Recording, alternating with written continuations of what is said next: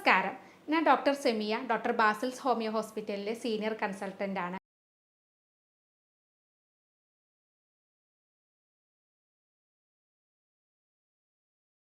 പല പേഷ്യൻസും പറയാറുണ്ട്, ഡോക്ടർ എന്ത് ഭക്ഷണം കഴിച്ചാലും വയറിന് എരിച്ചിലാണ്, നീറ്റലാണ്, പുളിച്ചു തികട്ടലുണ്ട്, അതുപോലെ തന്നെ ഗ്യാസ്ട്രൈറ്റിസിൻ്റെ പ്രോബ്ലം പറയാറുണ്ട്, ഗ്യാസ്ട്രോ ഈസോഫാഗൽ റിഫ്ലക്സ് ഡിസീസ് പോലെയുള്ള അസുഖങ്ങളൊക്കെ പറയാറുണ്ട്. അങ്ങനെയുള്ള ഒരു പേഷ്യൻ്റ് കഴിഞ്ഞ ദിവസം ഒ പിയിലൊന്ന് വന്നിട്ടുണ്ടായിരുന്നു. അവരുടെ അനുഭവം എന്താണുള്ളത് നമുക്കൊന്ന് കേൾക്കാം. നമസ്കാരം, എൻ്റെ പേര് രാജേഷ്. ഞാൻ 10 വർഷമായിട്ട് എനിക്ക് എന്ത് കഴിച്ചാലും ഇതേപോലെ ഇങ്ങോട്ട് മേപ്പിട്ട് ഇങ്ങോട്ട് വൊമിറ്റ് ചെയ്ത് വന്നിരുന്നു. അതായത് വയറിലേക്ക് എത്തുന്നതിൻ്റെ മുന്നേ തന്നെ അത് കുറച്ചായിട്ട് പുറത്തേക്ക് തള്ളി വന്നിരുന്നു. അങ്ങനെയായിട്ട് ഞാൻ കുറേ ഹോസ്പിറ്റലിൽ കാണിച്ചതാണ്. മഞ്ചേരി മെഡിക്കൽ കോളേജിലൊക്കെ കാണിച്ചതാണ്. അതേമാതിരി പെരിന്തൽമണ്ണ മൗലാന അൽഷിഫ അങ്ങനെയുള്ള ആസ്പത്രിയിലൊക്കെ കാണിച്ചത്, ഗവൺമെൻറ് ഹോസ്പിറ്റലിൽ. അങ്ങനെ ഒരുപാട് ഡോക്ടർമാരെ, ഹോമിയോപ്പതി, കരിങ്ങലത്താണി ഹോമിയോപ്പതി, പച്ചമരുന്ന്, അങ്ങനെ എല്ലാതും ഞാൻ ടെസ്റ്റ് ചെയ്ത. പക്ഷേ ഇതിമൊന്നും എനിക്കത് മാറിയിട്ടുണ്ടായിരുന്നില്ല. അങ്ങനെയാണ് ഞാൻ ഫേസ്ബുക്ക് വഴിയാണ് ഇങ്ങനെ സാമ്യ സാറിനായിട്ട് ഇങ്ങനെ പറയുന്നത് കേട്ടോ. അപ്പോൾ ഇവിടെ നിന്ന് പോയി നോക്കാമെന്നില്ല ഉറപ്പ് പറഞ്ഞപ്പോൾ അങ്ങനെ ഞാൻ അവിടെ വന്ന് പെട്ടതാണ്, പാണ്ടിക്കാട്. അവിടെ വന്ന് 2 മാസം മരുന്ന് കുടിച്ചപ്പോൾ തന്നെ എനിക്ക് ഏകദേശമൊക്കെ സുഖമായി. പിന്നെ 3 മാസം കുടിക്കാൻ പറഞ്ഞു. 2 മാസം കഴിച്ചപ്പോൾ തന്നെ അതിൽ മാറ്റങ്ങൾ വരെ തുടങ്ങി. അപ്പോൾ പിന്നെ ഇനി 2 മാസം കറക്റ്റ് കഴിഞ്ഞ ഉടനെ തന്നെ ഒരു 2.5 മാസമൊക്കെ ആയപ്പോൾ തന്നെ അത് അസുഖം തന്നെ വിട്ടുപോയി. പിന്നെ ഞാൻ 3 മാസം കറക്റ്റ് കൺട്രോൾ ചെയ്തു. എനിക്ക് പിന്നെ ഒരു മാസത്തിന് വരുന്ന എത്ര 900 രൂപ എങ്ങാനേ വരുന്നുള്ളൂ. എന്തുകൊണ്ടും അത് വന്ന് പെട്ടുകൊണ്ട് എനിക്ക് ഇപ്പോൾ യാതൊരു ബുദ്ധിമുട്ടുകളും ഇല്ല. ഭക്ഷണങ്ങൾ നല്ല നല്ല രീതിയിൽ കഴിച്ചാലും എനിക്കത് വിഷയമല്ല. മറ്റേത് ഇങ്ങോട്ട് കഴിച്ച് കഴിഞ്ഞാൽ പുറത്തേക്ക് എയർ തള്ളിയത്, മേപ്പിട്ട് എയർ പോന്നിരുന്നു. സത്യം പറഞ്ഞാൽ 3 മാസമാണ് ഞാൻ ആകെ മരുന്ന് കഴിച്ചിട്ടുള്ളൂ. അപ്പോൾ സാറിനോട് വിളിച്ചിട്ട് സാറ് 3 മാസം കഴിക്കാൻ പറഞ്ഞു. അത് കറക്റ്റ് കൺട്രോൾ ചെയ്ത് പോയി. പിന്നെ കുടിക്കണമെന്ന് ചോദിച്ചപ്പോൾ പിന്നെ കുടിക്കണ്ടെന്ന് പറഞ്ഞു. ഇപ്പം എനിക്ക് ഇതുവരെയായിട്ടും എനിക്ക് യാതൊരു വല്ല ബുദ്ധിമുട്ടോ കാര്യങ്ങളൊന്നും ഗ്യാസ് സംബന്ധമായിട്ടുണ്ടായിട്ടില്ല. 10 വർഷമായിട്ട് എൻ്റെ കുറേ പൈസ എൻ്റെ പൈസ പോയതാണ്. പൈസ പോണതല്ല, നമ്മൾ ജോലി ചെയ്യുമ്പോഴൊക്കെ ബുദ്ധിമുട്ടായിരുന്നു. പല ആളുകളിലും പല രൂപത്തിലാണ് നമുക്ക് ഗ്യാസിൻ്റെ ബുദ്ധിമുട്ട് അനുഭവപ്പെടാറുള്ളത് അല്ലേ. ചില ആളുകൾക്ക് വയറ് വീർത്ത് വരും, ബലൂണ് പോലെയൊക്കെ ഇങ്ങനെ വീർത്ത് നിൽക്കും, വയറ് സ്തംഭനം ഉണ്ടാവും. എന്നാൽ ചില ആളുകളിലാണെങ്കിൽ വയറിന് എരിച്ചിൽ, നീറ്റൽ അങ്ങനെയുള്ള ബുദ്ധിമുട്ടുകളായിരിക്കും. എന്നാൽ ചില ആളുകളിൽ അസിഡിറ്റിയുടെ പ്രശ്നമായിരിക്കും, മേലോട്ട് കയറിയിട്ട് നെഞ്ചരിച്ചിൽ വരും, പുളിച്ച് തികട്ടൽ വരും, ഏമ്പക്കം ഇടയ്ക്കിടക്കായിട്ട് വരും, ഇങ്ങനെയുള്ള ബുദ്ധിമുട്ട് കാണിക്കാറുണ്ട്. എന്നാൽ ചില ആളുകളിലാണെങ്കിൽ ശ്വാസം കിട്ടാനുള്ള ബുദ്ധിമുട്ട് വരെ വരാറുണ്ട്. നമുക്ക് ഗ്യാസ് കയറിയിട്ട് ചെസ്റ്റിൻ്റെ ഭാഗത്തൊക്കെ എന്തോ തങ്ങി നിൽക്കുന്നത് പോലെ, ശ്വാസം എടുക്കാൻ ബുദ്ധിമുട്ട് പോലെ അനുഭവപ്പെടാറുണ്ട്. അപ്പോൾ പല ആളുകളിലും പല രൂപത്തിലാണ് നമുക്കിങ്ങനെ പ്രശ്നങ്ങൾ കാണിക്കാറുള്ളത്. നമ്മുടെ വയറിൽ എന്തൊരു ബുദ്ധിമുട്ട് വന്നാലും, അത് വയറെരിച്ചിലാവട്ടെ, അല്ലെങ്കിൽ നെഞ്ചിരിച്ചിൽ, പുളിച്ചു തികട്ടൽ, അസിഡിറ്റിയുടെ പ്രശ്നങ്ങൾ എന്ത് തന്നെ വന്നാലും നമ്മൾ അതിനെ കോമൺ ആയിട്ട് പറയുക ഗ്യാസ് ട്രബിൾ എന്നാണ്. അത് ചിലപ്പോൾ ഗ്യാസ്ട്രൈറ്റിസ് കൊണ്ടാവാം. ഗ്യാസ്ട്രൈറ്റിസ് എന്ന് പറയുന്നത് വയറിലുണ്ടാകുന്ന നീർക്കെട്ട് കൊണ്ടാവാം. അതല്ലെങ്കിൽ വയറിൽ പുണ്ണ്, അൾസർ പോലെയുള്ള അസുഖങ്ങൾ കൊണ്ടാവാം. അല്ലെങ്കിൽ നമ്മൾ നേരത്തെ പറഞ്ഞ പോലെ ഗ്യാസ്ട്രോ ഈസോഫാഗൽ റിഫ്ലക്സ് ഡിസീസ് എന്ന് പറയും, GERD, ഇങ്ങനെയുള്ള ബുദ്ധിമുട്ട് കൊണ്ടാവാം. അല്ലെങ്കിൽ ഈസോഫാഗൈറ്റിസ് പോലെയുള്ള അന്നനാളത്തിൽ വരുന്ന നീർക്കെട്ട് കൊണ്ടൊക്കെ വരാം. ഇങ്ങനെ പല അസുഖങ്ങൾ കൊണ്ടാണെങ്കിലും നമുക്ക് കോമൺ ആയിട്ടുള്ള സിംറ്റംസ് ആയതുകൊണ്ട് തന്നെ നമ്മൾ അതിനെ പറയാം നമുക്ക് ഗ്യാസ് ട്രബിൾ ആണ് എന്നാണുള്ളത്. നമുക്കറിയാം, നമ്മുടെ ദഹന വ്യവസ്ഥ എന്ന് പറയുന്നത് നമ്മുടെ ഈ വായ മുതൽ അന്നനാളം തുടങ്ങിയിട്ട്, അതുപോലെ തന്നെ നമ്മുടെ വയറിൻ്റെ ഭാഗം, അതുപോലെ ചെറുകുടൽ, വൻകുടലൊക്കെ ഉൾപ്പെട്ടിട്ടുള്ള നമ്മുടെ മലദ്വാരം വരെ നീണ്ടു കിടക്കുന്ന ഒരു ഏരിയയാണ്, ഒരു വലിയൊരു സിസ്റ്റാണ് നമ്മുടെ ദഹന വ്യവസ്ഥ എന്ന് പറയുന്നത്. അപ്പോൾ ഈ ഭാഗത്ത് എന്തൊരു ബുദ്ധിമുട്ട് വന്നു കഴിഞ്ഞാലും, അത് ഇൻഫ്ലമേഷൻ ആയിരിക്കാം, അല്ലെങ്കിൽ നീർക്കെട്ട്, അല്ലെങ്കിൽ അൾസർ പോലെയുള്ള എന്തെങ്കിലും അസുഖങ്ങളോ, അങ്ങനെ എന്ത് ബുദ്ധിമുട്ട് വന്നാലും നമുക്ക് സിംറ്റംസ് ആയിട്ട് വരുന്നത് ഇതുപോലെ തന്നെ ഗ്യാസിൻ്റെ പ്രശ്നങ്ങളായിട്ടാണ് കൂടുതലായിട്ടും കണ്ടുവരുന്നത്. അപ്പോൾ നേരത്തെ പറഞ്ഞു, നമ്മൾ ഒ പിയിൽ ഒരു പേഷ്യൻ്റ് വന്നിട്ടുണ്ടായിരുന്നു എന്നുള്ളത്. അപ്പോൾ അവർക്ക് പ്രധാനമായിട്ട് വന്നിട്ടുണ്ടായിരുന്ന ഒരു ബുദ്ധിമുട്ടെന്ന് പറയുന്നത്, എന്ത് ഭക്ഷണം കഴിച്ചാലും അവർക്ക് ഇങ്ങനെ മേലോട്ട് കയറി വരുന്നൊരു ബുദ്ധിമുട്ടായിരുന്നു. അതുപോലെ തന്നെ വയറിന് എരിച്ചിലുണ്ടായിട്ടുണ്ടായിരുന്നു, ഒരു ഭക്ഷണം കഴിക്കാൻ പറ്റാത്തൊരു ബുദ്ധിമുട്ടായിരുന്നു. അപ്പോൾ അവർ അതിൽ പറയുന്നുണ്ട്, അവർ കഞ്ഞിയും അതുപോലത്തെ വെറും മോരും കഞ്ഞിയും കൂട്ടിയിട്ടാണ് ഭക്ഷണമൊക്കെ കഴിക്കുന്നതെന്ന് പറയുന്നുണ്ട്. അപ്പോൾ കൂടുതൽ എരിവുള്ള ഭക്ഷണം അല്ലെങ്കിൽ മസാല അടങ്ങിയിട്ടുള്ള ഫുഡുകളൊക്കെ കഴിച്ചു കഴിഞ്ഞിട്ടുണ്ടെങ്കിൽ അവർക്ക് ഭയങ്കരമായിട്ടുള്ള എരിച്ചിലും വേദനയും ബുദ്ധിമുട്ടൊക്കെ ഉണ്ടായിട്ടുണ്ടായിരുന്നു. അപ്പോൾ അതുകൊണ്ട് തന്നെ എന്തുകൊണ്ടാണ് നമുക്കിത് വരുന്നതെന്ന് നോക്കാം. ഇങ്ങനെയുള്ള ബുദ്ധിമുട്ട് വരുന്നത് എങ്ങനെയാണുള്ളത് നോക്കാം. അപ്പോൾ നമുക്കറിയാം, നമ്മുടെ ഈ അന്നനാളത്തിൻ്റെ ഭാഗത്തും അതുപോലെ തന്നെ ഈ വയറിൻ്റെ ഭാഗം തുടങ്ങുന്ന ഭാഗങ്ങളിൽ കുറച്ച് പേശികളുണ്ട്. അത് നമ്മൾ സ്ഫിങ്ക്റ്റേഴ്സ് എന്നാണ് പറയാറുള്ളത്. ഈ പേശികൾക്ക് എന്തെങ്കിലും ബലക്കുറവൊക്കെ വരുമ്പോഴാണ് നമുക്ക് ദഹിക്കാത്ത ഫുഡ് നമ്മുടെ ആമാശയത്തിൽ നിന്നും ഇത് മേലോട്ട് കയറിയിട്ട് ഈ ഭാഗത്ത് നെഞ്ചിരിച്ചിൽ, പുളിച്ചു തികട്ടൽ, ഇങ്ങനെയുള്ള അസിഡിറ്റിയുടെ പ്രശ്നങ്ങൾ കാണിക്കുന്നത്. പറയുന്നത്. ഈ ഒരു കണ്ടീഷനെയാണ് നമ്മൾ ഗ്യാസ്ട്രോ ഈസോഫാഗിയൽ റിഫ്ലക്സ് ഡിസീസ് എന്ന് പറയുന്നത്. അതായത് നമുക്ക് ഈ ഭാഗത്തുള്ള സ്ഫിങ്ക്റ്റേഴ്സ് ബലക്കുറവ് വരുന്നതാണ്. നോർമലി നമ്മളൊരു ഫുഡ് കഴിക്കുമ്പോൾ ഈ സ്ഫിങ്ക്റ്റേഴ്സ് ഓപ്പൺ ആവും, അത് താഴോട്ട് വന്ന് ഫുഡ് താഴോട്ട് വന്ന് നമ്മുടെ ആമാശയത്തിലെത്തും. എന്നാൽ ഈ ബലക്ഷയം ഉള്ള സമയത്താണെങ്കിൽ ഇത് കറക്റ്റായിട്ട് ഇത് ക്ലോസ് ആവും, ഓപ്പൺ ആവും ചെയ്യില്ല. അപ്പോൾ അതുകൊണ്ട് തന്നെ നമ്മൾ കിടക്കുന്ന സമയത്ത് അല്ലെങ്കിൽ നമ്മൾ ഭക്ഷണം കഴിച്ച ഉടനെ കുനിയ ഇങ്ങനെയുള്ള കാര്യങ്ങളൊക്കെ ചെയ്ത് കഴിഞ്ഞിട്ടുണ്ടെങ്കിൽ നമ്മൾ ദഹിക്കാത്ത ഫുഡും അതുപോലെ വയറിലുള്ള ആസിഡ് കാര്യങ്ങളൊക്കെ മേലോട്ട് കയറിയിട്ട് നമുക്ക് ഇതുപോലെയുള്ള ലക്ഷണങ്ങൾ കാണിക്കാറുണ്ട്. അപ്പോൾ അവരുടെ മെയിൻ ആയിട്ടുള്ളൊരു ബുദ്ധിമുട്ടെന്ന് പറയുന്നത് ഇതായിരുന്നു, GERD എന്ന് പറയുന്നതായിരുന്നു. അതിൻ്റെ കൂടെ തന്നെ ഈ അസിഡിറ്റി കൂടുതലുള്ളത് കൊണ്ട് തന്നെ അവർക്ക് ഗ്യാസ്ട്രൈറ്റിസ് പറഞ്ഞ ബുദ്ധിമുട്ടും കൂടെ വന്നിട്ടുണ്ട്. ഗ്യാസ്ട്രൈറ്റിസ് എന്ന് പറയുന്നത് നമ്മുടെ ഈ വയറിൽ വരുന്ന പുണ്ണിൻ്റെ ഒക്കെ ഒരു തുടക്ക കാരണമാണ്. അതായത് ഗ്യാസ്ട്രൈറ്റിസ് വന്നു കഴിഞ്ഞിട്ടുണ്ടെങ്കിൽ ആ ഭാഗത്ത് നീർക്കെട്ട് വരുന്നതാണ് ഗ്യാസ്ട്രൈറ്റിസ് എന്ന് പറയുന്നത്. അപ്പോൾ കുറേ കാലം നമ്മൾ ഗ്യാസ്ട്രൈറ്റിസിന് മെഡിസിനൊന്നും എടുക്കാതെ ഭക്ഷണമൊന്നും കൺട്രോൾ ചെയ്തിട്ടില്ലെങ്കിലാണ് പിന്നീട് അത് പുണ്ണായിട്ട് മാറും, പിന്നെ അത് അൾസറായിട്ട് മാറും, പിന്നീടാണ് അത് ക്യാൻസർ പോലെയുള്ള വയറിൽ ആമാശയത്തിൽ വരുന്ന ക്യാൻസർ പോലെയുള്ള അസുഖങ്ങളിലേക്ക് ഇത് നയിക്കുന്നത്. നമുക്ക് നോർമലി നമ്മുടെ ആമാശയത്തിൽ ഫുഡുകളൊക്കെ ദഹിപ്പിക്കാൻ വേണ്ടിയിട്ട് ഹൈഡ്രോക്ലോറിക് ആസിഡ് ഒരു മിതമായിട്ടുള്ള അളവിൽ ഉൽപ്പാദിപ്പിക്കുന്നുണ്ട്, ഈ ഭാഗങ്ങളിൽ ഉൽപ്പാദിപ്പിക്കുന്നുണ്ട്. എന്നാൽ നമുക്ക് എന്തെങ്കിലും കാരണങ്ങൾ കൊണ്ട് ആ ഭാഗത്ത് ആസിഡിറ്റി കൂടുതലായി കഴിഞ്ഞാൽ, അതായത് ഹൈഡ്രോക്ലോറിക് ആസിഡ് കൂടുതലായിട്ട് ഉൽപ്പാദിപ്പിച്ച് കഴിഞ്ഞാലാണ് ഈ ഭാഗത്ത് നമുക്ക് ഗ്യാസ്ട്രൈറ്റിസ്, അതായത് നീർക്കെട്ട് പോലെയുള്ള ബുദ്ധിമുട്ട് വരുന്നത്. അപ്പോൾ സ്ഥിരമായിട്ട് ഇങ്ങനെ അസിഡിറ്റി വന്നു കഴിഞ്ഞാൽ പിന്നീടാണ് നീർക്കെട്ട് പുണ്ണാവുന്നതും ക്യാൻസർ പോലെയുള്ള അസുഖങ്ങളിലേക്ക് നയിക്കുന്നതും. ഇങ്ങനെ അസിഡിറ്റി വരാനുള്ള ഒരു പ്രധാന കാരണം പറയുന്നത് നമുക്ക് കൃത്യസമയത്ത് ഭക്ഷണം കഴിക്കാത്ത ഒരു പ്രശ്നം കൊണ്ടാണ്. അപ്പോൾ നമ്മൾ കറക്റ്റ് തുടക്കത്തിൽ തന്നെ നമ്മൾ ചികിത്സിച്ചിട്ടില്ലെങ്കിൽ അത് ഗുരുതരമായിട്ടുള്ള അവസ്ഥയിലേക്ക് പോകാൻ സാധ്യത ഉള്ളത് കൊണ്ട് തന്നെ നമുക്ക് അസിഡിറ്റി ഉള്ള ആളുകൾ തീർച്ചയായിട്ടും നമ്മൾ കറക്റ്റായിട്ട് തന്നെ ആദ്യം തന്നെ ലക്ഷണങ്ങൾ കാണിക്കുമ്പോൾ തന്നെ അതിന് ചികിത്സ എടുക്കണം. ഇതിൽ പ്രധാനമായിട്ടുള്ള ഒരു ലക്ഷണം എന്ന് പറയുന്നത് നമുക്ക് ഗ്യാസ്ട്രൈറ്റിസ് അല്ലെങ്കിൽ അസിഡിറ്റി വന്നു കഴിഞ്ഞിട്ടുണ്ടെങ്കിൽ ആ ഭാഗത്ത് നമുക്ക് വരുന്ന ഒരു പ്രധാന ലക്ഷണം എന്ന് പറയുന്നത് വയറിൻ്റെ ഭാഗത്ത് എരിച്ചിൽ വരും. എന്ത് ഭക്ഷണം കഴിച്ചാലും നമുക്ക് വയറിന് എരിച്ചിൽ വരും. ആദ്യമൊക്കെ നമുക്ക് മസാല കൂടുതൽ അടങ്ങിയിട്ടുള്ള ഫുഡൊക്കെ കഴിക്കുമ്പോഴായിരിക്കും ഇതുപോലെ എരിച്ചിൽ വരിക. എന്നാൽ കുറച്ച് കാലങ്ങൾ കഴിയുമ്പോൾ നമുക്ക് എന്ത് ഭക്ഷണം കഴിച്ചാലും, ഈവൻ നമുക്കൊരു വെള്ളം കുടിച്ചാൽ പോലും വയറിന് ബുദ്ധിമുട്ടുണ്ടാക്കുന്ന ഒരു അവസ്ഥയിൽ വരാറുണ്ട്. അത് നമുക്ക് കൂടുതലായിട്ട് ഇവിടെ ആസിഡിറ്റി അല്ലെങ്കിൽ ആസിഡ് കൂടുതൽ ഉൽപ്പാദിപ്പിക്കുന്നത് കൊണ്ടാണ്. അപ്പോൾ ഈ ആസിഡ് കൂടുതൽ ഉൽപ്പാദിപ്പിക്കാനുള്ള കുറച്ച് കാരണങ്ങളുണ്ട്, എന്തുകൊണ്ടാണ് നമ്മുടെ ബോഡിയിൽ ആസിഡിറ്റി കൂടുതലായിട്ട് വരുന്നത്. നേരത്തെ പറഞ്ഞു, നമ്മൾ കൃത്യസമയത്ത് ഭക്ഷണം കഴിക്കാത്തത് കൊണ്ടാണ് ആസിഡിറ്റി കൂടുതൽ വരുന്നത്.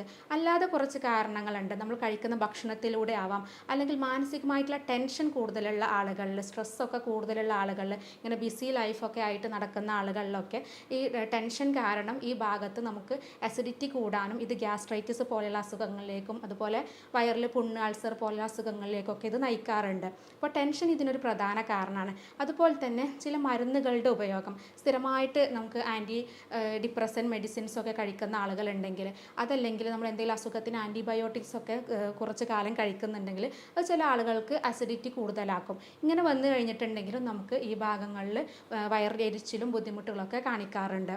അതുപോലെ നേരത്തെ പറഞ്ഞു, നമ്മൾ ചില ഭക്ഷണങ്ങൾ കഴിക്കുമ്പോൾ അസിഡിറ്റി കൂടാനുള്ള സാധ്യതയുണ്ട്. അത്തരം ഭക്ഷണങ്ങളാണ് ഞാനിതിലിവിടെ നോട്ട് ചെയ്ത് വെച്ചിട്ടുള്ളത്. നമ്മൾ അസിഡിറ്റി കൂടുതലാക്കുന്ന ഭക്ഷണങ്ങളാണ് എള്ളെണ്ണ, അതുപോലെ തന്നെ സൺഫ്ലവർ ഓയിൽ, ബാർലി, ചോളം, അതുപോലെ പയർ വർഗ്ഗങ്ങൾ, ഉരുളക്കിഴങ്ങ്, ബ്രെഡ്, സോഫ്റ്റ് ഡ്രിങ്ക്സ്, ഇങ്ങനെയുള്ള ഫുഡുകളൊക്കെ സ്ഥിരമായിട്ട് കഴിക്കുന്ന ആളുകളിലൊക്കെ ഇതുപോലെ ആസിഡ് കൂടുതലാവാനും ഇത് നമുക്ക് ആ ഭാഗത്ത് ഗ്യാസ്ട്രൈറ്റിസും ഇതുപോലെയുള്ള പുണ്ണ് പോലെയുള്ള അസുഖങ്ങളൊക്കെ വരാനുള്ള സാധ്യതയുണ്ട്. ഇങ്ങനെ അസിഡിറ്റി വന്നു കഴിഞ്ഞാലാണ് നമ്മുടെ ഈ അന്നനാളത്തിൻ്റെ ഭാഗത്തുള്ള പേശികൾക്കൊക്കെ ബുദ്ധിമുട്ട് വരുന്നതും ഇത് മേലോട്ട് കയറി ഇതുപോലെ നമുക്ക് എന്ത് ഭക്ഷണം കഴിച്ചാലും പുളിച്ച് തികട്ടി വരിക, വായിൽ പുണ്ണ് വരിക, അതൊരു പ്രധാനമായിട്ടുള്ള ലക്ഷണമാണ്. കാരണം ഈ ആസിഡ് മേലോട്ട് കയറിക്കഴിഞ്ഞാൽ വായയുടെ ഭാഗത്തും ഇതുപോലെ നമുക്ക് നീർക്കെട്ടും അതുപോലെ പുണ്ണൊക്കെ വരാറുണ്ട്. അപ്പോൾ സ്ഥിരമായിട്ട് ഇടയ്ക്കിടയ്ക്കായിട്ട് പുണ്ണ് വരുന്ന ആളുകൾ അവർക്ക് ഇങ്ങനെയുള്ള ലക്ഷണങ്ങൾ കൂടെ ഉണ്ടോ എന്നുള്ളത് നമ്മൾ നോക്കണം.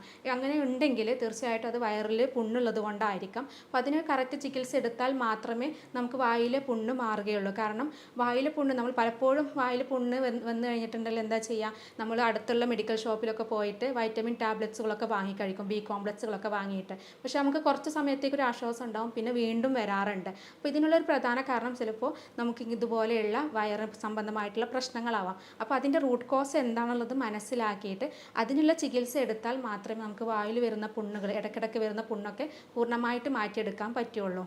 പല ആളുകളുടെ ഒരു സംശയമാണ് ഈ ഗ്യാസും അതുപോലെ അസിഡിറ്റി ഒന്നാണോ എന്നുള്ളത്. പല ആളുകളും ചോദിക്കാറുണ്ട്, ഡോക്ടർ ഇത്രയധികം ഗ്യാസ് എങ്ങനെ ഈ വയറിൽ ഫോം ചെയ്യുന്നത്, ഗ്യാസ് കൊണ്ട് ഇരിക്കാനോ നിൽക്കാനോ പറ്റാറില്ല എന്ന് പറയാറുണ്ട്. നമുക്ക് നോർമലി നമ്മൾ ഭക്ഷണമൊക്കെ കഴിക്കുമ്പോൾ കുറച്ച് അളവിൽ ഗ്യാസ് നമ്മുടെ വയറിൽ കളക്ട് ചെയ്യുന്നുണ്ട്. അതിൻ്റെ കൂടെ തന്നെ നമ്മൾ ഭക്ഷണം ദഹിപ്പിക്കുന്ന സമയത്ത് അവിടെ കൂടുതലായിട്ട് ഇങ്ങനെ ഗ്യാസ് ഫോം ചെയ്യാനുള്ള കാരണമാവാറുണ്ട്. എന്നാൽ നമ്മൾ കൂടുതലായിട്ട് ഗ്യാസ് ഉള്ള ഭക്ഷണങ്ങളാണ് സ്ഥിരമായിട്ട് കഴിക്കുന്നതെങ്കിൽ അമിത അളവിൽ ഗ്യാസ് ഫോം ചെയ്യും. അപ്പോഴാണ് നമുക്കത് ഗ്യാസ് മുകളിലോട്ട് കയറിയിട്ട് നമുക്ക് നെഞ്ചിൻ്റെ ഭാഗത്തൊക്കെ എന്തോ കെട്ടിക്കിടക്കുന്നത് പോലെ, അതല്ലെങ്കിൽ വയറ് വീർക്കുക, ബലൂണ് പോലൊക്കെ വീർത്ത് വരുന്ന ഒരു അവസ്ഥ വരുന്നത്. എന്നാൽ ചില ഭക്ഷണങ്ങൾ എല്ലാവരിലും ഗ്യാസ് ഉണ്ടാക്കണം എന്നില്ല. എന്നാൽ ചില ഭക്ഷണങ്ങൾ കഴിച്ചു കഴിഞ്ഞാൽ പൊതുവായിട്ട് നമുക്ക് ഗ്യാസിൻ്റെ ഇഷ്യൂസ് കാണാറുണ്ട്. അത്തരം ഫുഡുകൾ എന്തൊക്കെയാണെന്നുള്ളത് നോക്കാം. നമുക്കറിയാം, ഈ പയറ് വർഗ്ഗങ്ങളൊക്കെ കൂടുതലായിട്ട് കഴിച്ചു കഴിഞ്ഞിട്ടുണ്ടെങ്കിൽ ഇതുപോലെ ഗ്യാസിൻ്റെ ബുദ്ധിമുട്ട് വരാറുണ്ട്. അതുപോലെ വറുത്തതും പൊരിച്ചതുമായിട്ടുള്ള ഫുഡുകൾ, ആവിയിൽ വേവിച്ചിട്ടുള്ള ഫുഡുകൾ, അതുപോലെ ക്യാബേജ്, ഇലക്കറികൾ പോലെ നാരുകൾ കൂടുതൽ അടങ്ങിയിട്ടുള്ള ഫുഡുകൾ കഴിച്ചാലും ഗ്യാസിൻ്റെ ഇഷ്യൂസ് വരാറുണ്ട്. കാരണം നാരുകൾ കൂടുതലുള്ള ഫുഡുകൾ കഴിക്കുമ്പോൾ നമുക്ക് കൂടുതലായിട്ട് ദഹനം നടക്കേണ്ടി വരും. അപ്പോൾ അങ്ങനെ വരുമ്പോൾ കൂടുതലായിട്ട് ഗ്യാസ് പുറത്തേക്ക് വിടുകയും ചെയ്യാറുണ്ട്. അതുകൊണ്ടാണ് അത്തരം ഫുഡുകൾ കഴിക്കുമ്പോൾ കൂടുതൽ ഗ്യാസിൻ്റെ പ്രശ്നങ്ങൾ കാണിക്കുന്നത്.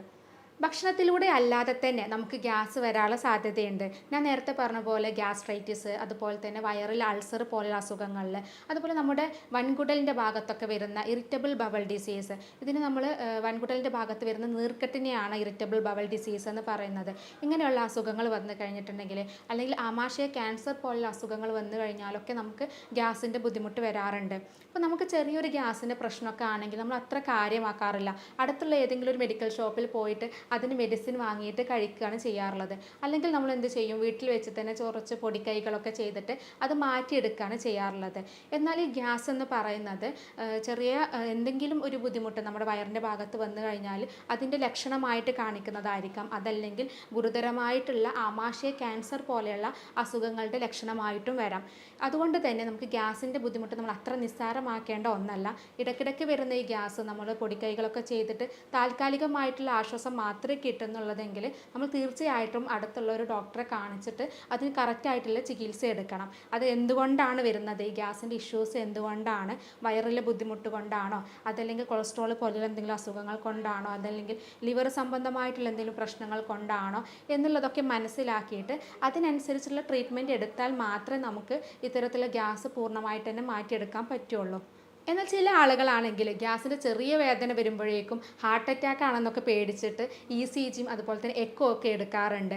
ഇങ്ങനെ വരുന്നവർ വന്ന് ചോദിക്കാറുണ്ട്, ഡോക്ടർ എനിക്ക് ക്യാൻസർ ആണെന്ന് തോന്നുന്നുണ്ട്, അത് ഗ്യാസിൻ്റെ ബുദ്ധിമുട്ടുണ്ട് എന്ന് പറയാറുമുണ്ട്. അപ്പോൾ ആമാശയത്തിൽ വരുന്ന ക്യാൻസറിൻ്റെ ഒരു ആദ്യ ലക്ഷണം എന്ന് പറയുന്നത് നമുക്ക് ഈ ഗ്യാസിൻ്റെ ബുദ്ധിമുട്ട് തന്നെയാണ്. അതുപോലെ തന്നെ നമുക്ക് കുറച്ച് ഭക്ഷണം കഴിക്കുമ്പോഴേക്കും വയറ് നിറഞ്ഞ പോലെ ഫീൽ ചെയ്യുക, വയറിൽ എന്തോ ഇരിക്കുന്നത് പോലെ, എന്തോ ഒരു തടസ്സമുള്ള പോലെ അനുഭവപ്പെടുക, സ്തംഭനം വരിക, ഇങ്ങനെയുള്ള ബുദ്ധിമുട്ടൊക്കെ നമുക്ക് ആമാശയ ക്യാൻസറിൻ്റെ തുടക്ക ലക്ഷണങ്ങളിൽ പെട്ടതാണ്. നമുക്ക് ആമാശയത്തിൻ്റെ ഭാഗത്ത് കോശങ്ങളിൽ കൂടുതലായിട്ട് കോശങ്ങൾ വളർന്നു കഴിഞ്ഞിട്ടുണ്ടെങ്കിലാണ് നമുക്ക് ഇത്തരത്തിലുള്ള ബുദ്ധിമുട്ടുകളൊക്കെ അനുഭവപ്പെടുന്നത്. ഈ കൂടുതൽ കോശങ്ങൾ വളരുന്നതിനെ തന്നെയാണ് നമ്മൾ ക്യാൻസർ രോഗമായിട്ട് പറയുന്നതും. അപ്പോൾ നമ്മുടെ ആമാശയത്തിൽ, അതായത് വയറിൽ നമ്മൾ നോർമലി ഉണ്ടാകുന്ന കോശങ്ങളെക്കാൾ കൂടുതലായിട്ട് കോശങ്ങൾ വളർന്നു വരിക, അല്ലെങ്കിൽ ട്യൂമർ സെൽസ് കൂടുതൽ വരിക, ഇങ്ങനെ വന്നു കഴിഞ്ഞിട്ടുണ്ടെങ്കിൽ നമുക്ക് ദഹനം കറക്റ്റായിട്ട് നടക്കില്ല. ഇങ്ങനെ ദഹനം കറക്റ്റ് നടന്നിട്ടില്ലെങ്കിൽ അത് നമുക്ക് കറക്റ്റായിട്ട് ഭക്ഷണങ്ങളൊന്നും ചെറുകുടലിലേക്ക് എത്തില്ല. അപ്പോൾ ഇങ്ങനെയുള്ള പ്രശ്നങ്ങളൊക്കെ ഉള്ളത് കൊണ്ട് തന്നെ നമുക്ക് ഇത്തരത്തിലുള്ള ഗ്യാസിൻ്റെ ബുദ്ധിമുട്ടുകളൊക്കെ കാണിക്കാനുള്ള സാധ്യതയുണ്ട്. അപ്പോൾ ചെറിയ ഗ്യാസിൻ്റെ ബുദ്ധിമുട്ടാണെങ്കിൽ പോലും നമ്മൾ അത്ര നിസ്സാരമാക്കേണ്ട ഒന്നല്ല. കറക്റ്റായിട്ട് നമ്മൾ ചികിത്സ എടുത്താൽ മാത്രമേ, ഇത് എന്തുകൊണ്ടാണെന്നുള്ളത് മനസ്സിലാക്കി അതിന് ചികിത്സ എടുത്താൽ മാത്രമേ നമുക്കിത് പൂർണ്ണമായിട്ട് തന്നെ മാറ്റിയെടുക്കാൻ പറ്റുള്ളൂ. ഇനി ചില പേഷ്യൻസ് പറയാറുണ്ട്, ഡോക്ടർ എന്ത് കഴിച്ചാലും ഗ്യാസാണ്, കഴിച്ചില്ലെങ്കിലും ഗ്യാസാണെന്ന് പറയാറുണ്ട്. ഇങ്ങനെ ഇടയ്ക്കിടയ്ക്ക് വരുന്ന ഗ്യാസിൻ്റെ ബുദ്ധിമുട്ട് പറയുന്ന ഒരുപാട് പേര് നമുക്കിടയിലുണ്ട്. പണ്ടൊക്കെ നമുക്ക് പ്രായമുള്ള ആളുകളായിരുന്നു ഇത്തരത്തിലുള്ള ബുദ്ധിമുട്ടൊക്കെ പറയാറുള്ളത്. കുറച്ചൊരു 50-60 വയസ്സുള്ള ആളുകളൊക്കെ പറയും എപ്പോഴും ഗ്യാസാണ്, ബുദ്ധിമുട്ടാണ് എന്ന് പറയാറുണ്ട്. എന്നാൽ ഇന്ന് ചെറുപ്പക്കാരിൽ വരെ, ചെറിയ കുട്ടികൾ മുതൽ ചെറുപ്പക്കാരിലും മുതിർന്ന ആളുകളിലൊക്കെ ഒരുപോലെ കാണുന്ന ഒരു ബുദ്ധിമുട്ടായി മാറിയിട്ടുണ്ട് ഈ ഗ്യാസിൻ്റെ ഇഷ്യൂസുകൾ. അത് ഇതുപോലെ വയറെരിച്ചിലാവാം, നെഞ്ചിരിച്ചിലാവാം, പുളിച്ച് തികട്ടലാവാം, അല്ലെങ്കിൽ വയറ് വേദനയായിരിക്കാം. ഇങ്ങനെ പലതരത്തിലുള്ള ബുദ്ധിമുട്ടായിട്ടാണ് അവർ പറയാറുള്ളത്. അപ്പോൾ ഇങ്ങനെയുള്ള ആളുകൾ ആളുകൾ നമുക്ക് വീട്ടിൽ വെച്ച് ചെയ്യേണ്ട കുറച്ച് ശ്രദ്ധിക്കേണ്ട കുറച്ച് കാര്യങ്ങളാണ് ഇനി പറയുന്നത്. അതിലാദ്യം നമ്മൾ ശ്രദ്ധിക്കേണ്ടത് എന്ത് ഫുഡ് കഴിക്കുമ്പോഴാണോ നമുക്ക് ഗ്യാസ് ഉണ്ടാക്കുന്നത്.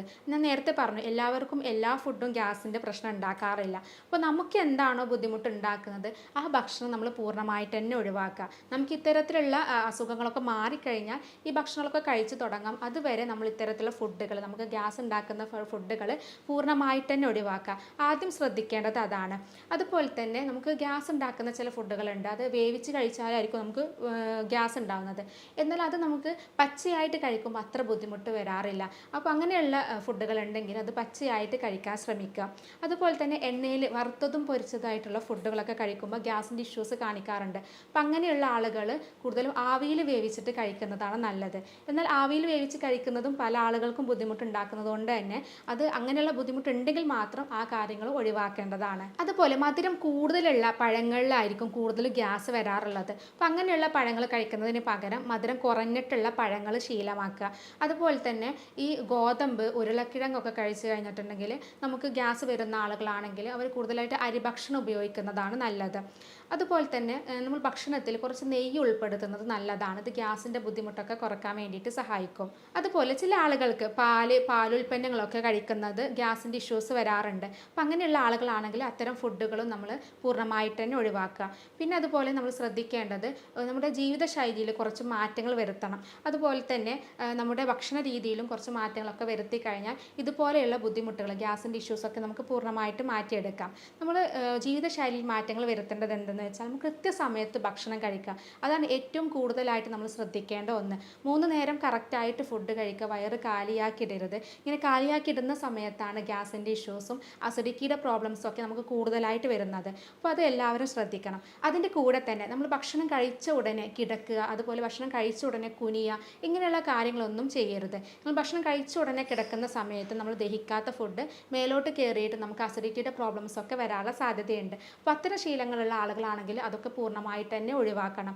അതുപോലെ ഭക്ഷണത്തിന് കൂടെ തന്നെ വെള്ളം കുടിക്കുന്ന ആളുകളാണെങ്കിൽ ആ ശീലം നമ്മൾ പൂർണ്ണമായിട്ട് തന്നെ ഒഴിവാക്കണം. കാരണം നമ്മൾ കഴിക്കുന്ന സമയത്ത് കൂടുതലായിട്ട് വെള്ളം കുടിച്ച് കഴിഞ്ഞിട്ടുണ്ടെങ്കിൽ നമ്മുടെ ദഹനം നടക്കാൻ കൂടുതൽ ടൈം എടുക്കും. അപ്പോൾ ദഹനം നടക്കാൻ കൂടുതൽ സമയം എടുക്കുന്നത് കൊണ്ട് തന്നെ നമ്മൾ കിടക്കുകയോ അല്ലെങ്കിൽ കുനിയൊക്കെ ചെയ്യുന്ന സമയത്ത് ദഹിക്കാത്ത ഫുഡ് മേലോട്ട് കയറാനുള്ള സാധ്യതയുണ്ട്. അതുകൊണ്ടാണ് നമ്മൾ ഭക്ഷണത്തിന് കൂടെ തന്നെ വെള്ളം കുടിക്കരുതെന്ന് പറയുന്നത്. അപ്പോൾ നമ്മൾ ഭക്ഷണം കഴിച്ച് ഒരു അരമണിക്കൂറിന് ശേഷമോ അല്ലെങ്കിൽ ഭക്ഷണത്തിന് മുന്നേ ആയിട്ടാണ് നമ്മൾ വെള്ളം കുടിക്കേണ്ടത്. അതുപോലെ ഞാൻ നേരത്തെ പറഞ്ഞു 3 നേരം കറക്റ്റായിട്ട് നമ്മൾ ഫുഡ് കഴിക്കണം എന്നുള്ളത്. അതിൻ്റെ ഇടവേളകൾ തന്നെ ഇടയ്ക്കിടയ്ക്കായിട്ട് ചെറുതായിട്ട് നമ്മൾ എന്തെങ്കിലും ഭക്ഷണം കഴിക്കുന്നതും നല്ലതാണ്. അത് നമ്മൾ വയറ് കാലിയാവാതിരിക്കാൻ വേണ്ടിയിട്ടാണ് അങ്ങനെ ചെയ്യുന്നത്. അതുപോലെ തന്നെ ടെൻഷനൊക്കെ കൂടുതലുള്ള ആളുകളാണെങ്കിൽ അത് പൂർണ്ണമായിട്ട് തന്നെ ഒഴിവാക്കുക. അതുപോലെ ഡെയിലി വ്യായാമം ചെയ്യുന്നതും നമുക്ക് ഗ്യാസ് സംബന്ധമായിട്ടുള്ള പ്രശ്നങ്ങളൊക്കെ ഉണ്ടെങ്കിൽ ദഹന പ്രശ്നങ്ങളൊക്കെ ഉണ്ടെങ്കിൽ അതൊക്കെ റെഡിയാവാൻ വേണ്ടിയിട്ട് വ്യായാമം ചെയ്യുന്നതും വളരെ നല്ലതാണ്. അതുപോലെ അസിഡിറ്റിയുടെ പ്രോബ്ലം ഉള്ള ആളുകൾ ശ്രദ്ധിക്കേണ്ട കുറച്ച് കാര്യങ്ങളുണ്ട്. ഇങ്ങനെ അസിഡിറ്റി കൂടുതലുള്ള ഫുഡുകൾ ഞാൻ നേരത്തെ പറഞ്ഞു, എള്ളെണ്ണ, സൺഫ്ലവർ ഓയിൽ, ഇങ്ങനെയുള്ള ഫുഡുകൾ നമ്മൾ പൂർണ്ണമായിട്ട് തന്നെ ഒഴിവാക്കണം. അതുപോലെ തന്നെ നമ്മൾ സിട്രസ് പഴങ്ങളുണ്ട്, കൂടുതൽ പുളിയുള്ള ഫ്രൂട്ട്സുകളൊക്കെ കൂടുതലായിട്ട് കഴിച്ച് കഴിഞ്ഞിട്ടുണ്ടെങ്കിൽ ഇതുപോലെ അസിഡിറ്റിയുടെ പ്രശ്നങ്ങൾ കൂടുതലാവാനുള്ള സാധ്യതയുണ്ട്. അപ്പോൾ അത്തരം ഫ്രൂട്ട്സുകൾ നമ്മൾ ഒഴിവാക്കുന്നതാണ് നല്ലത്. എന്നാൽ തൈര്, മോരൊക്കെ നമ്മൾ പുളിയുള്ളതാണെങ്കിലും സ്ഥിരമായിട്ട് കഴിക്കുന്നതാണ് ഗ്യാസ് സംബന്ധമായിട്ടുള്ള പ്രശ്നങ്ങൾക്കൊക്കെ നല്ലത്. കാരണം ഇത് പ്രോബയോട്ടിക് ആണ്. അപ്പോൾ അത് കൂടുതൽ കഴിച്ച് കഴിഞ്ഞിട്ടുണ്ടെങ്കിൽ നമുക്ക് ഇങ്ങനെയുള്ള ബുദ്ധിമുട്ടുകൾ ഗ്യാസ്ട്രൈറ്റിസ് ആണെങ്കിലും വയറിൽ പുണ്ണാണെങ്കിലും അതൊക്കെ മാറാൻ വേണ്ടിയിട്ട് സഹായിക്കുന്നതാണ് ഈ തൈര്, മോര് എന്നൊക്കെ പറയുന്നത്. അപ്പോൾ അതുകൊണ്ട് തന്നെ അത് സ്ഥിരമായിട്ട് ഉപയോഗിക്കുന്നതാണ് ഏറ്റവും നല്ലത്. ഇനി ഇങ്ങനെ സ്ഥിരമായിട്ട് ഗ്യാസ് വരുന്ന ആളുകൾ നമുക്ക് വീട്ടിൽ വെച്ച് ചെയ്യാവുന്ന കുറച്ച് ടിപ്സുകൾ പറഞ്ഞു തരാം.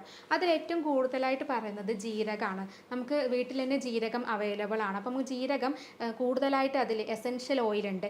ഈ എസെൻഷ്യൽ ഓയിൽ നമ്മൾ കൂടുതലായിട്ട് ഉമിനീര് ഉൽപ്പാദിപ്പിക്കാൻ വേണ്ടിയിട്ട് സഹായിക്കും. അപ്പോൾ ഈ ഉമിനീര് കൂടുതലായിട്ട് ഉൽപ്പാദിപ്പിച്ച് കഴിഞ്ഞാൽ അത് നമ്മുടെ ദഹനം കറക്റ്റായിട്ട് നടക്കാനും അതുപോലെയുള്ള ഈ ഗ്യാസിൻ്റെ പ്രശ്നങ്ങളൊക്കെ കുറക്കാൻ വേണ്ടിയിട്ട് സഹായിക്കുന്നതാണ് ജീരകം എന്ന് പറയുന്നത്. അപ്പോൾ നമ്മൾ ജീരകം ഇട്ട് തിളപ്പിച്ചിട്ട് വെള്ളം കുടിക്കുന്നത് നല്ലതാണ്. അല്ലെങ്കിൽ പെട്ടെന്ന് നമുക്ക് നെഞ്ചിൻ്റെ ഭാഗത്ത് ഇങ്ങനെ ഗ്യാസ് കയറിയിട്ട് ശ്വാസം എടുക്കാൻ ബുദ്ധിമുട്ട് വരുന്ന ആളുകളൊക്കെ പറയാറുണ്ട്.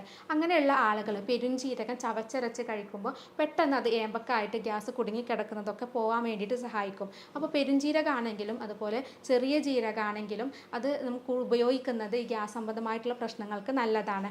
അതുപോലെ നമ്മൾ രണ്ടാമത് പറയുന്നത് കായം നമുക്കറിയാം. നമ്മൾ കായം കൂടുതൽ കഴിക്കുന്നത് വളരെ നല്ലതാണ്. ചെറിയ കുട്ടികൾക്കൊക്കെ നമ്മൾ പാൽക്കായൊക്കെ കൊടുക്കാറുണ്ട്. പറയാറുണ്ട്. ഇങ്ങനെ കായം കൂടുതൽ കഴിക്കുന്നത് നമ്മുടെ ഗ്യാസിൻ്റെ കൂടുതൽ ഉൽപ്പാദിപ്പിക്കുന്ന ബാക്ടീരിയകൾ, നമ്മുടെ വയറിൽ ഗ്യാസ് ഉൽപ്പാദിപ്പിക്കുന്ന ബാക്ടീരിയകളെ കുറക്കാൻ വേണ്ടിയിട്ട് സഹായിക്കുന്ന ഒന്നാണ് കായം എന്ന് പറയുന്നത്. അപ്പോൾ അത് നമ്മൾ ചെറിയ ചൂടുവെള്ളത്തിൽ ചേർത്തിട്ട് കായം കുടിക്കുന്നതും ഗ്യാസിൻ്റെ ഇഷ്യൂസൊക്കെ കുറക്കാൻ വേണ്ടിയിട്ട് സഹായിക്കും. അതുപോലെ നമ്മൾ എപ്പോഴും പറയാറുള്ളതാണ് ഇഞ്ചി നമുക്ക് എല്ലാ അസുഖത്തിനും നമുക്ക് ഉപയോഗിക്കുന്ന ഒന്നാണ് ഇഞ്ചി എന്ന് പറയുന്നത്. അപ്പോൾ ഇഞ്ചി നമുക്ക് ചതച്ചിട്ട് അത് വെള്ളത്തിലിട്ട് തിളപ്പിച്ചിട്ട് ആ വെള്ളം കുടിക്കുന്നത് നല്ലതാണ് ഗ്യാസ് പോകാൻ. അതുപോലെ തന്നെ ഇഞ്ചി ചായ ഉണ്ടാക്കിയിട്ട് അത് കുടിക്കുന്നതും നല്ലതാണ്. അതുപോലെ മറ്റൊന്നാണ് അയമോദകം 1/2 ടീസ്പൂൺ കല്ലുപ്പും കുറച്ച് ചെറിയ ചൂടുവെള്ളത്തിൽ ചേർത്തിട്ട് അത് കുടിക്കുന്നത് നമുക്ക് ഗ്യാസ് പോകാൻ വളരെ നല്ലതാണ്. അതുപോലെ തന്നെ നമുക്ക് വീട്ടിൽ എപ്പോഴും കിട്ടുന്ന ഒന്നാണ് കറിവേപ്പില എന്ന് പറയുന്നത്. ഈ കറിവേപ്പില നന്നായിട്ട് പേസ്റ്റ് രൂപത്തിലാക്കിയിട്ട്, വെള്ളം ചേർക്കാതെ പേസ്റ്റ് രൂപത്തിലാക്കിയിട്ട് മോരിൽ ചേർത്തിട്ട് അത് കുടിക്കുന്നത് നമുക്ക് ഇതുപോലെ ഗ്യാസ് സംബന്ധമായിട്ടുള്ള പ്രശ്നങ്ങൾക്കൊക്കെ നല്ലതാണ്. അതുപോലെ മറ്റൊന്നാണ് ഗ്രാമ്പു തന്നെ നമ്മൾ ഇഞ്ചി പറഞ്ഞ പോലെ ഗ്രാമ്പു ഇട്ട് തിളപ്പിച്ചിട്ടുള്ള വെള്ളം കുടിക്കുക, അല്ലെങ്കിൽ അത് ചവച്ചരക്കുന്നതും നല്ലതാണ്. ഗ്യാസൊക്കെ ഉണ്ടെങ്കിൽ, ഇതുപോലെ അസിഡിറ്റി പ്രശ്നങ്ങളൊക്കെ ഉണ്ടെങ്കിൽ അതൊക്കെ മാറ്റിയെടുക്കാൻ, താൽക്കാലികമായിട്ട് മാറാൻ വേണ്ടിയിട്ട്, പെട്ടെന്ന് മാറാൻ വേണ്ടിയിട്ട് സഹായിക്കുന്നതാണ്. അതുപോലെ തന്നെയാണ് വെളുത്തുള്ളി നമുക്കറിയാം ഗ്യാസിന് ഏറ്റവും കൂടുതൽ ആളുകൾ ഉപയോഗിക്കുന്നത് വെളുത്തുള്ളിയാണ്. വെളുത്തുള്ളി ചുട്ടരച്ചിട്ടോ അതല്ലെങ്കിൽ വെളുത്തുള്ളി ചവച്ചരച്ചിട്ട് അങ്ങനെയൊക്കെ കഴിക്കാറുണ്ട്. അപ്പോൾ അങ്ങനെയുള്ള ആളുകളും, ചില ആളുകൾക്ക് അത് അങ്ങനെ കഴിക്കാൻ ബുദ്ധിമുട്ടായിരിക്കും. അപ്പോൾ അങ്ങനെ ഉണ്ടെങ്കിൽ നമ്മൾ നാരങ്ങ നീരോ അല്ലെങ്കിൽ നെല്ലിക്ക നീരിലൊക്കെ ചേർത്തിട്ട് വെളുത്തുള്ളി കഴിക്കുന്നത് ഇതുപോലെ ഗ്യാസിൻ്റെ ബുദ്ധിമുട്ട് കുറക്കാൻ വേണ്ടിയിട്ട് സഹായിക്കും. പിന്നെ അസിഡിറ്റി, നെഞ്ചിരിച്ചിലൊക്കെ ഉള്ള ആളുകളാണെങ്കിൽ നാരങ്ങ നീര് ഒഴിവാക്കുന്നതാണ് നല്ലത്. അതുപോലെ തന്നെയാണ് ജാതിക്ക നന്നായിട്ട് അരച്ച് അത് തേനിലാക്കിയിട്ട് കുടിക്കുന്നതും ഗ്യാസ് സംബന്ധമായിട്ടുള്ള പ്രശ്നങ്ങൾക്ക് വളരെ നല്ലതാണ്. അപ്പോൾ ഇത്തരത്തിൽ നമ്മൾ ഗ്യാസ്ട്രോഇസോഫാഗൽ റിഫ്ലക്സ് ഡിസീസ് പറഞ്ഞു, അതുപോലെ ഗ്യാസ്ട്രൈറ്റിസ് പറഞ്ഞു. അപ്പോൾ നേരത്തെ നമ്മളൊരു പേഷ്യൻറ്റിൻ്റെ കാര്യം പറഞ്ഞല്ലോ. അപ്പോൾ അവർക്ക് ഇത്തരത്തിലുള്ള ഫുഡുകളൊക്കെ നമ്മൾ പറഞ്ഞു കൊടുത്തിട്ടുണ്ടായിരുന്നു. ശ്രദ്ധിക്കേണ്ട കാര്യങ്ങളൊക്കെ, എന്തൊക്കെ കാര്യങ്ങളാണ് ശ്രദ്ധിക്കേണ്ടത് എന്നുള്ളത് നമ്മൾ ചാർട്ടാക്കിയിട്ട്, ഒരു ഡയറ്റ് ചാർട്ടാക്കിയിട്ട് തന്നെ അവരുടെ കയ്യിൽ കൊടുത്തിട്ടുണ്ടായിരുന്നു. അതിൻ്റെ കൂടെ തന്നെ നമ്മുടെ ചികിത്സയും കൂടെ ആയപ്പോൾ അവർക്ക് ഒരു 2-3 മാസം കൊണ്ട് തന്നെ അവരുടെ ബുദ്ധിമുട്ടുകളൊക്കെ നമുക്ക് പൂർണ്ണമായിട്ട് തന്നെ മാറ്റിയെടുക്കാൻ പറ്റി. അപ്പോൾ ഇങ്ങനെയുള്ളൊരു കേസ് വന്നു കഴിഞ്ഞിട്ടുണ്ടെങ്കിൽ നമ്മൾ ചെയ്യുന്നത് അത് എന്തുകൊണ്ടാണെന്നുള്ളത് മനസ്സിലാക്കിയിട്ട് അതിനുള്ള ചികിത്സയാണ് നമ്മൾ കൊടുക്കുന്നത്. അപ്പോൾ ഗ്യാസ് നമുക്ക് പല അസുഖങ്ങൾ കൊണ്ടാവാം. അത് ഗ്യാസ്ട്രൈറ്റിസ് കൊണ്ടാവാം, അല്ലെങ്കിൽ വയറിൽ പുണ്ണുള്ളത് കൊണ്ടാവാം, IBS പോലെയുള്ള അസുഖങ്ങൾ കൊണ്ടാവാം. അതല്ല വയറ് സംബന്ധമായിട്ടുള്ള പ്രശ്നങ്ങളല്ലാതെ കൊളസ്ട്രോൾ പോലെയുള്ള അസുഖങ്ങളിൽ വരാം, ഫാറ്റി ലിവർ പോലെയുള്ള ലിവർ സംബന്ധമായിട്ടുള്ള പ്രശ്നങ്ങളിലൊക്കെ നമുക്ക് ഗ്യാസിൻ്റെ ഇഷ്യൂസ് കാണുന്നുണ്ട്. അപ്പോൾ എന്തുകൊണ്ടാണെന്നുള്ളത് മനസ്സിലാക്കി അതിനുള്ള ചികിത്സയാണ് നമ്മളിവിടെ കൊടുത്തിട്ടുള്ളത്. അപ്പോൾ പലപ്പോഴും അവരൊരു ഡ്രൈവറായിരുന്നു. അപ്പോൾ അതുകൊണ്ട് തന്നെ അവർക്ക് കൃത്യസമയത്ത് ഭക്ഷണം കഴിക്കാൻ പലപ്പോഴും പറ്റാറുണ്ടായിരുന്നില്ല. അപ്പോൾ അതുകൊണ്ട് തന്നെയാണ് കൂടുതലും അവർക്ക് കുറച്ച് ടെൻഷനുള്ള ആളുകളുമായിരുന്നു. അതുകൊണ്ട് തന്നെ ആണ് ഇത്തരം പ്രശ്നങ്ങളൊക്കെ വരാനുള്ളൊരു കാരണമായത്. അപ്പോൾ ആ ഒരു കാര്യങ്ങളും കൂടെ നമ്മൾ ശ്രദ്ധിക്കാൻ ഇതിൻ്റെ കൂടെ തന്നെ പറഞ്ഞപ്പോൾ, ഒപ്പം നമ്മുടെ ചികിത്സയും കൂടെ ആയപ്പോൾ അവർക്ക് ഇങ്ങനെയുള്ള ബുദ്ധിമുട്ടുകളൊക്കെ പൂർണ്ണമായിട്ട് തന്നെ മാറ്റിയെടുക്കാൻ പറ്റി. അപ്പോൾ ചികിത്സയിലേക്ക് വരികയാണെങ്കിൽ നമ്മൾ ചെയ്യുന്നത് രോഗിയുടെ ശാരീരികവും മാനസികവുമായിട്ടുള്ള കാര്യങ്ങൾ പഠിച്ച് യൂറോപ്യൻ നിർമ്മിത സോഫ്റ്റ്വെയർ ഉപയോഗിച്ചാണ് നമ്മളിവിടെ രോഗനിർണയവും അതുപോലെ മരുന്ന് നിർണയവും നടത്തുന്നത്. കോൺസ്റ്റിറ്റ്യൂഷണൽ ട്രീറ്റ്മെൻ്റ് ആണ് നമ്മളിവിടെ ചെയ്യുന്നത്. അതുകൊണ്ട് തന്നെ ഓരോ രോഗിയുടെയും പ്രത്യേകമായിട്ടുള്ള കാര്യങ്ങൾ പഠിച്ച് ചികിത്സ കൊടുക്കുന്നത് കൊണ്ട് തന്നെ ഇത്തരം രോഗങ്ങൾ, ഗ്യാസ്ട്രൈറ്റിസ് ആയിക്കോട്ടെ, വയറ് സംബന്ധമായിട്ടുള്ള എല്ലാ ബുദ്ധിമുട്ടുകളും നമുക്ക് പൂർണ്ണമായിട്ട് തന്നെ മാറ്റിയെടുക്കാൻ പറ്റാറുണ്ട്. നമ്മൾ കൂടുതലും ജർമ്മനിയിൽ നിന്നും ഇറക്കുമതി ചെയ്യുന്ന പൊട്ടൻസി മരുന്നുകളാണ് ഉപയോഗിക്കുന്നത്. അതുകൊണ്ട് തന്നെ ഇത്തരം രോഗങ്ങൾ ഫലപ്രദമായിട്ട് ചികിത്സിക്കാൻ പറ്റും. അപ്പോൾ ഇത്തരം രോഗചികിത്സയെക്കുറിച്ച് അറിയാനും ഇതുമായിട്ട് എന്തെങ്കിലും സംശയങ്ങളൊക്കെ ഉണ്ടെങ്കിൽ താഴെ കാണുന്ന നമ്പറിൽ കോൺടാക്റ്റ് ചെയ്യാവുന്നതാണ്. സ്നേഹത്തോടെ doctor Sumiya, doctor Basil's homeo hospital, Pandikkad, Malappuram ജില്ല.